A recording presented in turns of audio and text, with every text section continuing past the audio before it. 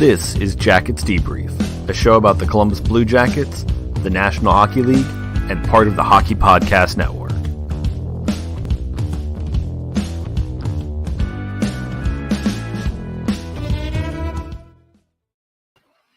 Hey, welcome to the show, everyone. This week, kind of an exciting week for us here. It is the last episode of our first season as part of the Hockey Podcast Network. Next week, the next round of shows, that will be officially the beginning of our season 2, which is tricky because we now have a more set schedule than the National Hockey League. Yikes. Anyway, so also kind of a cool thing going into season 2, we're going back to 2 shows a week. This show will still continue if you want to watch it live Sunday nights. The second show as of now, I think, still is going to be podcast only. Will be coming out on Thursday morning. We might do a video version of it as well. I'm not sure yet. So we're going to kind of play that by ear as we go along. As hockey starts, we'll know more about what's happening there. So starting off, as we always do, with what is quickly becoming my favorite part of having a podcast, the beer of the week.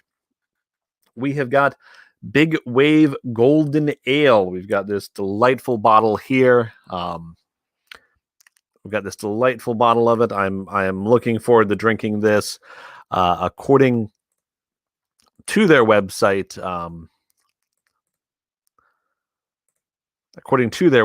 here, what we've got is the Big Wave is a lighter-bodied golden ale with a tropical hop aroma and flavor. Smooth, easy drinking, and refreshing. The use of caramel malt contributes to the golden hue of the beer, and our special blend of hops providing a bright, quenching finish that makes it a struggle not to grab another one.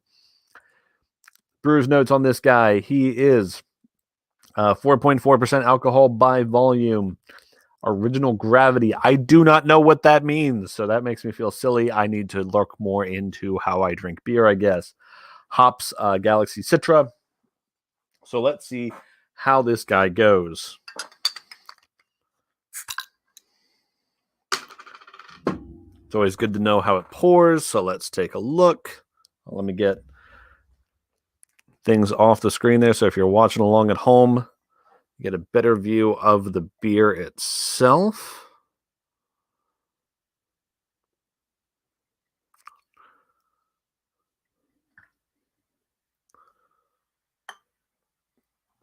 There we go. Just a little bit of head to it. Kind of half a finger, I guess you could say. Oh, yeah. It's got that nice, when they say tropical, I would say almost kind of a fruity smell to it a little bit. Nice fresh smell to the beer.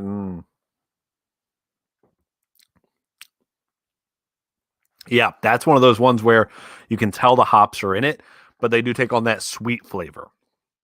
Very nice beer. I can see where they say you would be drinking this down really easily. It's a nice, smooth beer. I'm a big fan.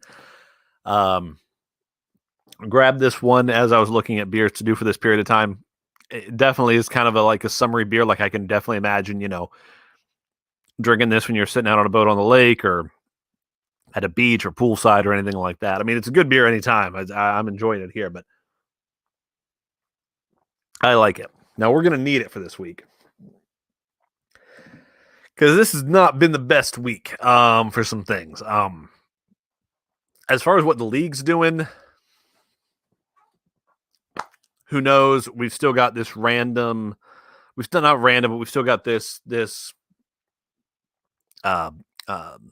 issue between the players and the owners about is there going to be more salary withheld? Is there going to be when we're going to start the season? Is there going to be more escrow? I don't know.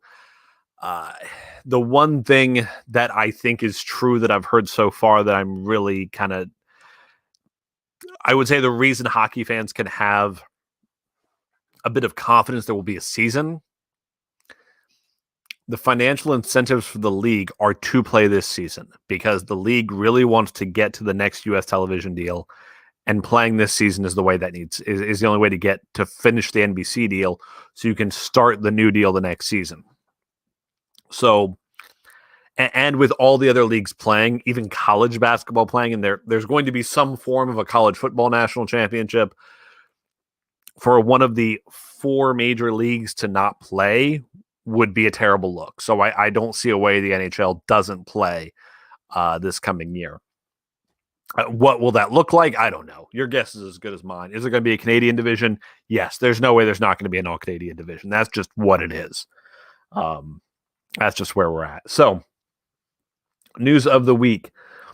This was a story I was not a big fan of hearing a few days ago, that apparently a few Blue Jackets tested positive for COVID-19. Now, the team has not revealed what players this was or who did test positive.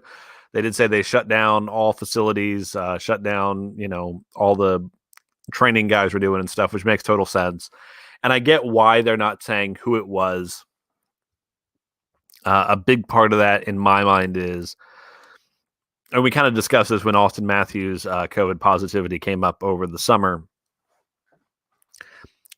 a player's physical health, to me, is not a newsworthy story until it affects them being able to do the reason they are newsworthy, which is playing hockey. If there was a game tomorrow and 3 guys were not going to play because of COVID, to me, that's newsworthy. That's something where it can come out. And I understand people, they don't want people's health information getting out there. And I totally understand that. That makes a lot of sense to me. I just understand also why that story gets broke in a regular time period. But we're not in a regular time period at all. So we're at a place where I get why the story's not out there. But the Blue Jackets have shut down the facilities. They're doing all the contact tracing. They're doing all the things you need to do. I hope everybody involved gets through it okay. I hope all the guys who aren't athletes, because you got the sense that if some of the players had it, maybe some other people around the team did. I mean, obviously they got it from somewhere. Ohio's just got huge community spread issues right now. My goodness. Somebody tweeted something the other day about the stats out of Quebec, and they were like, "Oh, come on, Quebec, let's get it together." And I replied to him, I'm like, as an Ohioan, those numbers look nice because their case numbers were well lower than Ohio's, and hospitalizations and deaths are lower than Ohio's. And I'm just so tired of this. My goodness. Anyway, and it's good that's a lot of what we're talking about tonight, because the real world crossing over into hockey is not always fun. Other big story came out from the Dispatch this week. The headline: report, Nationwide Arena now in public hands requires extensive upgrades. Okay. So, setting the stage on what happened here. A few years back, the arena was taken over by the county, and it's run, I think it's owned by the county, but it's run by the Columbus Arena Management, which is kind of this joint venture between the Blue Jackets and Ohio State, and there's Nationwide Realties involved. And there's this fund that's supposed to be taken care of by taxpayer dollars from things like the admissions ticket tax, which we all pay if you go to a Blue Jackets game. It's just kind of incorporated into your ticket price, casino taxes, all of that. And they're supposed to pay for necessary upgrades for Nationwide Arena. Well, Nationwide Arena, apparently there's a clause in there for the Blue Jackets to keep it a state-of-the-art facility. Now, here's what I think. This is what I'm surmising. Again, these contracts are not public knowledge, but here's what I'm surmising is that the way this contract reads is the Blue Jackets and the county, they have some, intermediary assessor who comes in and says, is this state of the art? And essentially what the study showed was that the arena requires $94.4 million in capital improvements over the next 5 years, which isn't great. Right now in the reserve fund, they've got $2.5 million or $2.4 million. These are everything from, apparently the roof needs replaced. They're talking about how while the locker rooms are nice, they are not what would be called state of the art as far as NHL standards. Other things to try and raise revenues, like there's even something in here about maybe shutting down that little kids section in Nationwide Arena where they got the part where the kids play and stuff. It says to recommend that unless there is severe public backlash, which My kid would be sad to see it go. It's a fun little spot. You'd like to see them find other spots to make money other than taking away that small amount of square footage that's for a kid just to put up another little stand-up that's a bar or something. I just you'd hope there'd be a better way to do it because you want those things that kids love at games. Because if your kid's like mine, like my kid likes hockey, but a lot of kids when you take them to sporting events, especially if they're young enough, if you're talking 4, 5, 6, everybody knows a kid who will sit there and knows every number of every player on the ice and breaks things down while it's happening and just loves the game. But for a lot of kids, it's things like, hey, I can get popcorn, or hey, we can go do this fun thing, or hey, there's Stinger, or hey, we can do this, or they like the celebrations when the goals are scored or something. There's something about it they like because that's just what it is. And there's a lot of adults about that way, where they like sports because of all the things around sports and all the things they can enjoy in with sports. So, and then obviously we've also going to have the funding issues because if this was funded by a ticket tax and casino revenue, both of those are down because of COVID. So we'll see what happens there. This isn't to sit here and fearmonger and say, oh no, are the Blue Jackets going to leave? I don't think that's in anybody's discussions. It's just now the discussion is who's going to be on the hook to pay this money. Right now, apparently there is no public source that would do it, but apparently if Ohio State decides to back out of this Columbus Arena management team, the county apparently would step in, and then it might be public funds, which I don't like the idea of public funds being used for arenas. I don't think it's great. I think there's enough things the public needs before paying for, the team to try and make money or to try and make more money or however it's going to work out. So not great. But hey, that's why we've got the beer of the week this week, because we're going to need it. And I'll be right back with you here after a message from one of our friends here at the Hockey Podcast Network. Listen to the Islanders Never Say Die podcast, your one-stop shop for Islanders news, analysis, and opinions, featuring the biggest personalities in sports podcasting, TJ and the Grumpy Old Man. That's right, TJ. If you want your opinions viewed through orange and blue colored glasses from an Islander Bobo and charter member of the Louis Trust crowd, you'll love the measured commentary from TJ. On the other hand, if you want the unvarnished truth of a hockey purist, a genius, a legend, and an all-around great guy, the Grumpy Old Man's insane ramblings will be just what you need to survive each and every week. An all-around great guy? Well, we also have weekly installments of Stump the Grump, an absolute fan favorite. Make sure to participate in our live streams and listen every Monday and Thursday to the bi-weekly podcast. You can find the Islanders Never Say Die podcast on the Hockey Podcast Network. All right. So this next story. Hold on. So, if you're on Twitter, like I am, you saw this week that after it was announced some Blue Jackets players have COVID, a gentleman on Twitter, or woman, I don't know. You're on Twitter, so I don't know who you are unless you have a name on there. Because the name's obviously a joke. Tweeted out, in light of recent CBJ COVID news, and included some screenshots of Blue Jackets players and what they liked on Twitter to try and give some kind of sense of... The idea behind the tweet, obviously, is to say, look, the Blue Jackets, these players aren't taking it seriously enough. Now some players have COVID. All right, first thing I want to address in that. I know as a culture, there's kind of this, you're on either side of the line of thinking COVID is a thing or not. I don't think that's true. I think there's nuance in that as much as anything else. That doesn't mean I agree with nuance in it all that much. I think COVID's a very serious thing, needs to be taken seriously. Well, and be taking the right precautions to make sure we don't spread it and try and avoid getting it ourselves. But there is a certain element, especially online, because the world online is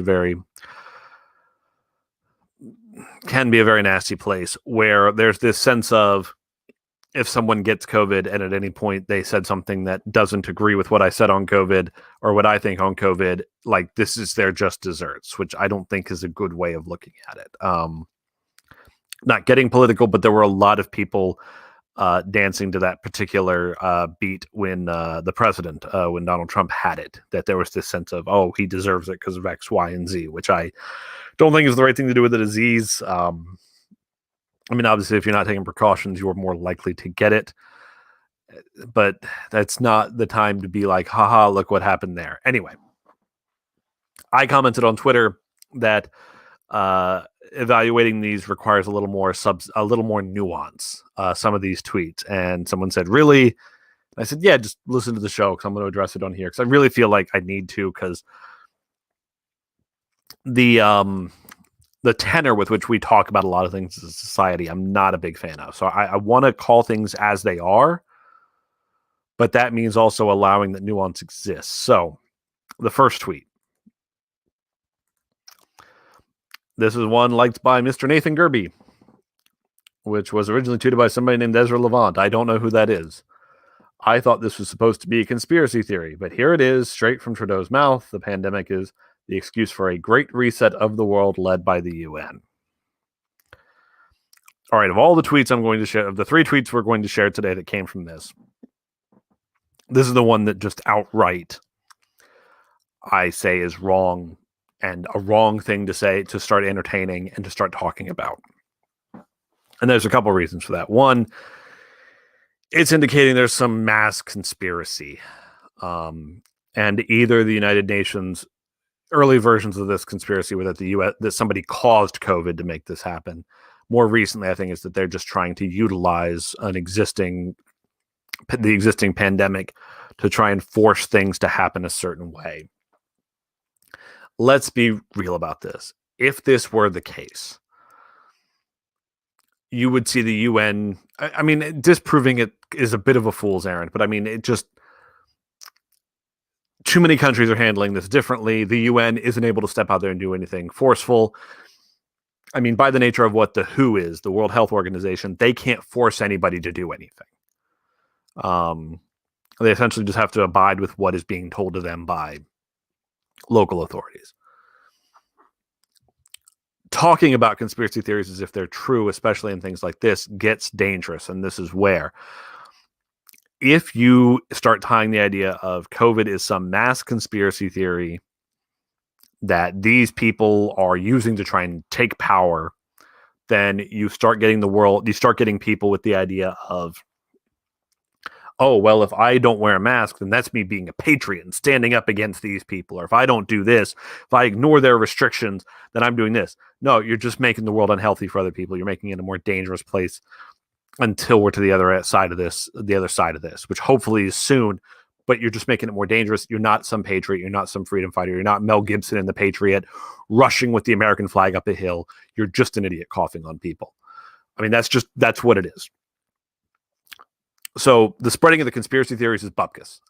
Something I've talked about on the show before and have made no qualms about, although I don't inject it into the show because this is a show about hockey. I am a Christian. I've listened to a preacher who I really enjoyed, Chuck Swindoll, who actually served, this will all make sense here in a second, who actually worked in the Nixon administration. And he is one of the people who actually went to prison over Watergate. I know that, people talk about Nixon being pardoned, but there were people who worked for him who went to jail for Watergate. He was one of them. On the other side of it, he found Jesus in jail, and he was like, hey, I'm going to turn my life around. And he became a preacher, and he does a lot of great things. But there's something he talked about, and it starts in relation to Christianity, and then it comes into, and then I've applied this thing to conspiracy theories. When he talked about the core moment in Christianity. Again, if you're not a Christian, I'm not trying to make you one here on this show. That's not what I'm doing. But the core belief in Christianity is that Jesus Christ died and rose from the dead. And an argument he makes is that all 11 disciples, other than Judas, who got past the physical death and resurrection of Christ, say they all went to their graves saying that he had come back from the dead. And he said, it's nearly impossible to get 11 men. Getting 11 men to die for something is difficult. Getting them to die for a lie is impossible. And the example he used was, I was one of 7 to 10 guys involved in Watergate. And if we'd all kept our mouths shut, we probably none of us would have gone to jail, but we couldn't. We couldn't keep our mouths shut, and we couldn't, you couldn't lie your way out of it. So we got found out. And his point in that is that, people won't die for a lie. You can't keep a secret that way. It's the old adage of 3 people can keep a secret if 2 of them are dead. If there was some mass conspiracy, whenever you hear anybody talk about some massive conspiracy, ask yourself how many people would have to be involved for this to actually work. And if the number gets higher than maybe like 5 or something, 10, and they're like in a military, like the ones who actually know the truth, things are going to fall apart. And the idea that the UN is using this to blah, blah, blah, do all this stuff, doesn't make sense. There's too many people involved. Like people have said to me before, oh, pro sports are rigged. That's insane. There's too many people involved. You couldn't keep up that charade. I watched the football game this afternoon. There's 50 men on each sideline playing the game, and then there's 7 refs on the field, and each team has a dozen coaches. You'd need 120 guys in on the lie. That's not going to work. And the UN to pull off some crazy thing, that's just not it. So Nathan Gerby, I'm sorry, that was irresponsible. So that's where that one goes. The next one was one liked by one Mr. Seth Jones, a tweet from Mount Walsh, who I believe is some kind of political commentator. I've noticed that almost all of the people who support the lockdowns are people who have not been financially devastated by them. Funny how that works. Okay, so there is something to be said for identifying with people who are going through massive financial hardships because of this pandemic. People have lost their homes, people have lost their businesses. It's awful.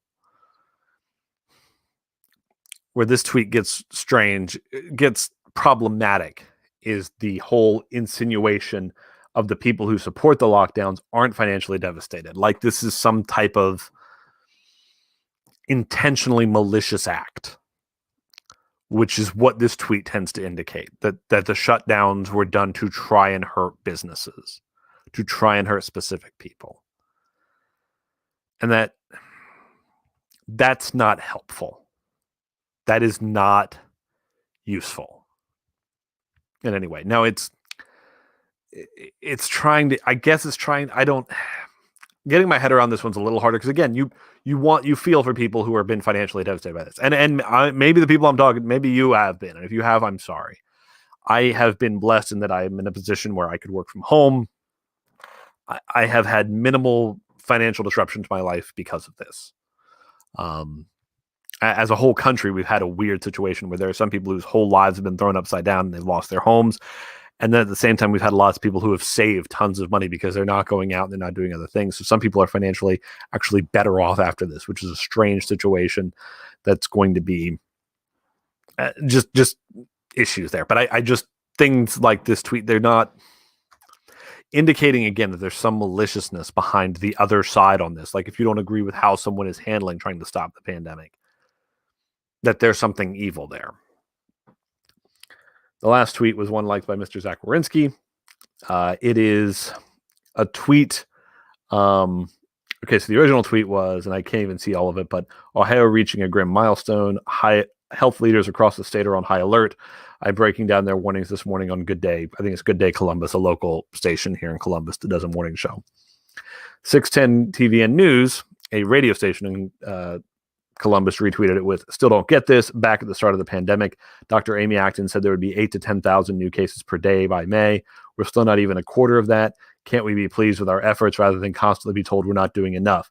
That was October 15th. Obviously now Ohio is in a much worse place where we are hitting that. But that was something Zach Wierenski liked. This one in my mind is different. And where the difference comes in this is, it's more about the strategy of it. Nothing in the tweet tries to indicate that like the pandemic is wrong or bad. Like that. I mean, obviously it's wrong, but not that like somebody set it up and that there's somebody out there and they're trying to use this to their advantage. It's on its basis. Now that's the thing. I'm looking, all this is on its basis. If a player comes out and says something later or tweets something later or does something later, that I can't answer for. I am just trying to answer these on the basis of what they are, because people were going crazy with them on Twitter this week and I felt like it was worth a response. This one feels more like it's about a strategy of how to handle it. That maybe people would do better if there was some kind of pat on the back before we do something else or this or that or the other. So this one is the least problematic of them for me. So that's where that's at. we're gonna take another quick break. We're gonna have a beer and we're gonna come back and talk about something fun to close out this week. So thank you very much. Stay tuned, folks. We just finished a really exciting season of hockey here in Columbus, and the future is bright with all these awesome young players: Pierre-Luc Dubois, Alexander Texier, Liam Foodie, Elvis Merz-Lincolns.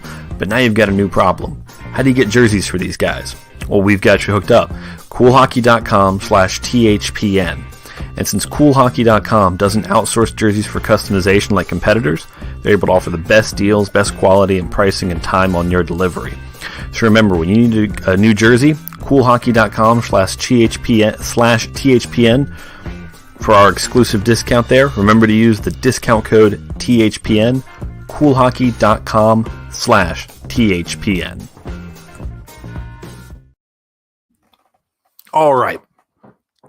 Last thing I'm going to talk about this week, and I've been hinting at this for a while online, a discussion about Stinger and Boomer. Heavens, I love Stinger. Stinger's the best. I'm just going to come out right now and say that. Stinger is a bizarre mascot.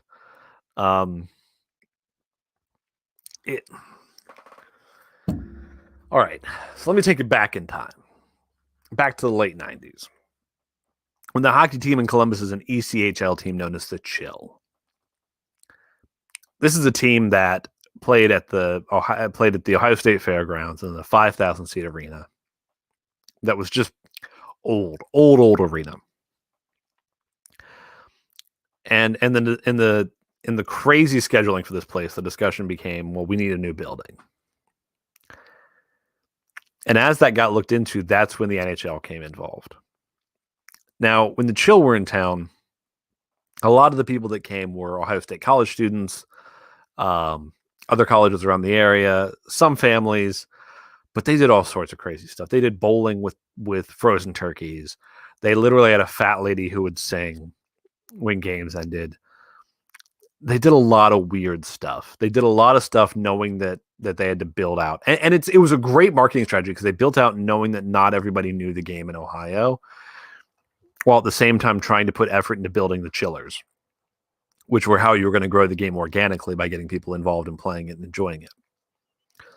But then they stumbled from an ECHL team into their being an NHL team.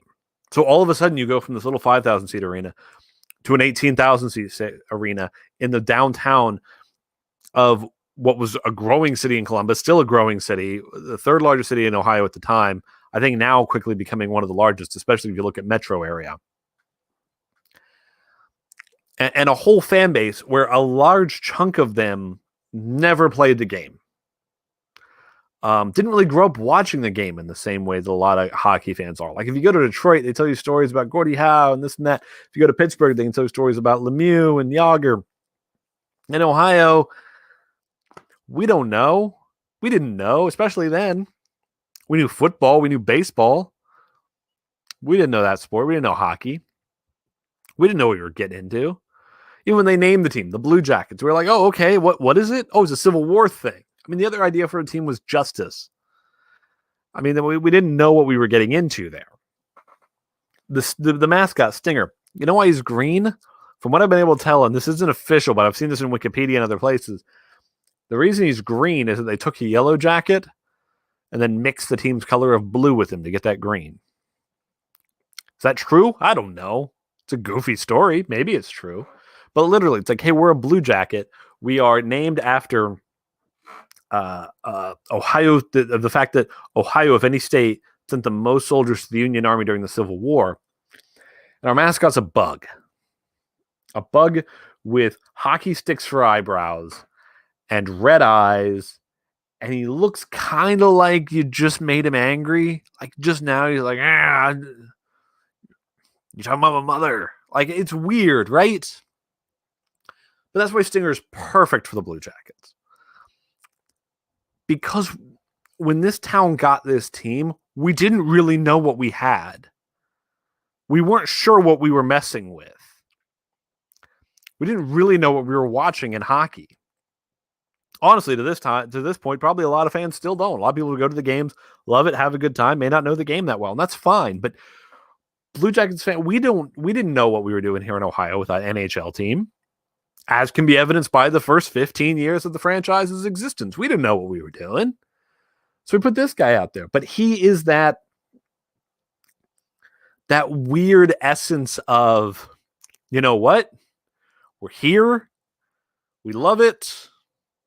You know, screw you if you don't like us kind of attitude, which again, he's got that weird face. It's normally mascots are much friendlier.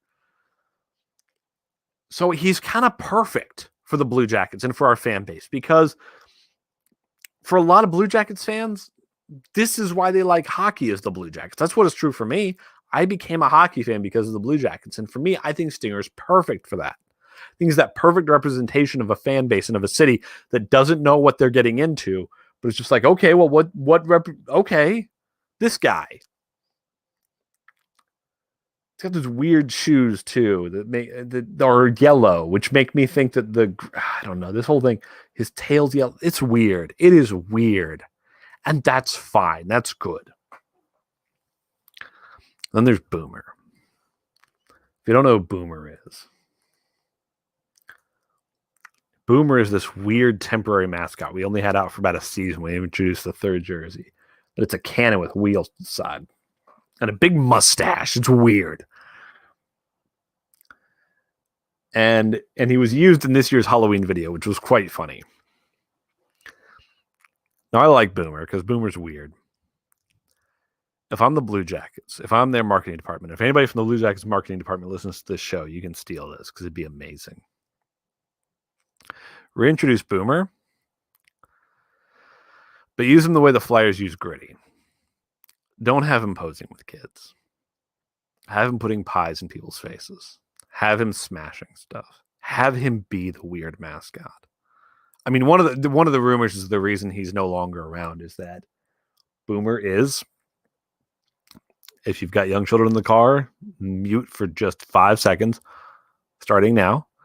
Boomer looks kind of phallic, and that's one of the reasons that the rumor was they shut him down so quickly. Is they brought him out and then they saw people on the internet point out so much of what he looked like that they were kind of embarrassed and had to take him away. Gritty has shown you can live with that and you can thrive on that kind of stuff. So I would be all over that if I'm the Blue Jackets. I am taking Boomer. I am having him put pies in people's faces. I am having him pull pranks.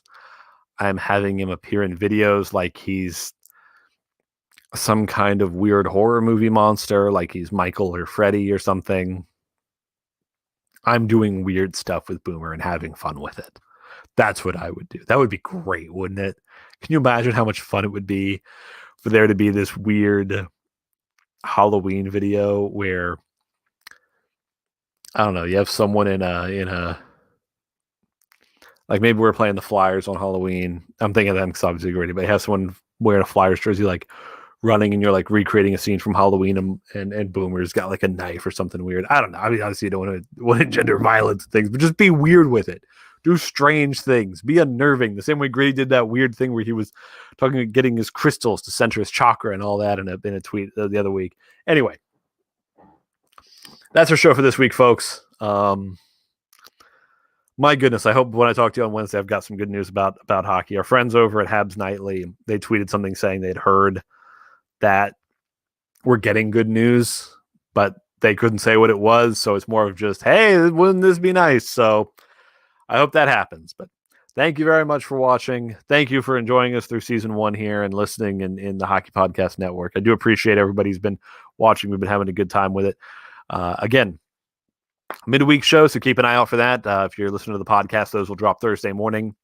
But thank you very much, and go Jacks. Please subscribe to the show, follow us on Twitter at Jackets Debrief, and thank you for listening.